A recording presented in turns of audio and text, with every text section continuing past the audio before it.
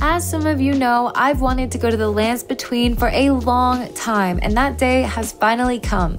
It took forever to save up enough runes, but that's how I think you should do it too when you come here, because the conversion rate from dollars to runes is absolutely brutal, and honestly, you go through them pretty quickly once you get there. So anyway, here's some of the clothes that I packed for my trip. It's a mix of kind of out on the town, having fun with the crew outfits, along with a couple I'm heading into battle and I need your strongest potions looks thrown in there. Now, as we all know, there's a lot to see in the lands between. I started in the spot where pretty much everyone goes first, Limgrave. It might seem a little bit basic, but I spent all of day one there because there is literally so much to do. There was this really nice lady who let me borrow her horse for free. I know. She said his name is Torrent and I just love him. He can really do it all. Galloping, jumping, charging towards your enemies. You know, everything you wish your horse back home could do. Just kidding, Sebastian, I love you. You'll probably notice a lot of graffiti on the ground, and at first you might think like, what is this stuff everywhere? But the locals actually lay this graffiti out to help tourists. They all have tips on nearby hotspots, secrets, and anyone who might be right around the corner. One tip when you're traveling to the lands between is to always be on the lookout for sketchy characters. There are lots of people out here who know you're a tourist, so they'll assume you've got tons of runes on you and they'll do whatever it takes to get them. I know, it's kind of sad to talk about, but it's just a reality of traveling to the lands between.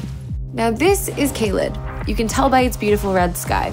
At first, it's like the most terrifying thing you've ever seen in your entire life. But I swear you get used to it and even start to appreciate its horrifying beauty.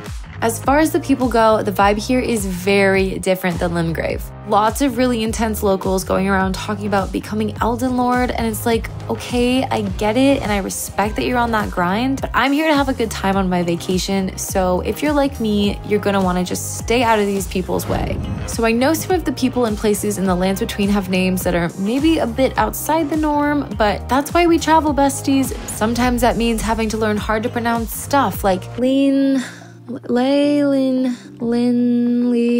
Anyway, this is the royal capital and the architecture is just so beautiful. My key takeaway is that the kings and queens in the lands between were absolutely living before, you know, all the wild stuff that happened with the endless wars and the... You know what, let's talk about something else. I had to leave shortly after filming this anyway because these guards made it pretty obvious I wasn't supposed to be here in the first place.